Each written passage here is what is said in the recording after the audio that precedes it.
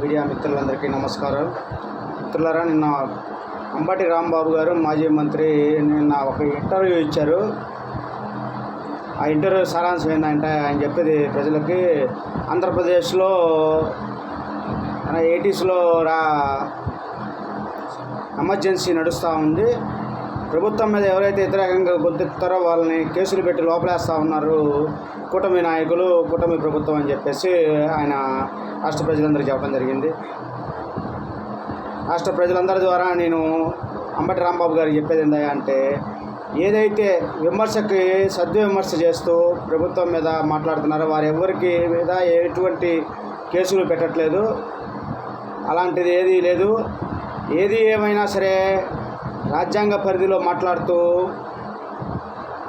ప్రభుత్వానికి సజెషన్లు ఇచ్చిన, ప్రభుత్వం మీద విమర్శ చేసినటువంటి కేసులు పెట్టే పరిస్థితి లేదు. ఇప్పుడు కూటమి ప్రభుత్వాన్ని విచ్ఛిన్నం చేయడానికి రాజకీయంగా యూట్యూబర్లను వాడుకొని యూట్యూబర్ల చేత కుల మత రాజకీయాలను రెచ్చగొట్టి ఒక హిందూ మతం పై దాడి చేస్తున్న రావణ్ లాంటి యూట్యూబర్లకు మాత్రమే కేసులు పెడతాం జరిగింది. కానీ సోషల్ మీడియాలో మాట్లాడే ప్రతి వ్యక్తికి మేము ఒకటే చెప్తా ఉన్నాం, కూటమి ప్రభుత్వం తరపున వారి మీద ఎటువంటి కేసులు పెట్టట్లేదు.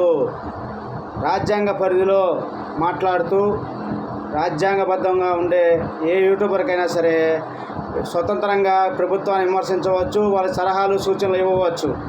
కానీ ఈ అంబటి రాంబాబు హిందూ మతం మీద దాడి చేసిన, పవన్ కళ్యాణ్ గారి మీద, చంద్రబాబు నాయుడు మీద అనుచిత వ్యాఖ్యలు చేసినటువంటి రావణ్ని సపోర్ట్ చేస్తా ఈరోజు కూటమిపై ఆయన రాజకీయ వికృత చేష్టలను జనసేన పార్టీ తరఫున తీవ్రంగా ఖండిస్తూ ఉన్నాం. రాష్ట్ర ప్రజలు ఎవరైనా సరే స్వచ్ఛందంగా మీరు మాట్లాడండి, చేయండి, ఏదైనా చేసుకోండి, ఇబ్బంది ఏమీ లేదని చెప్పేసి ఈ వీడియో పరంగా మనం చేసుకోండి. మీ శ్రీకాంత్ గుప్తా, జనసేన పార్టీ, నర్సరావుపేట నియోజకవర్గం.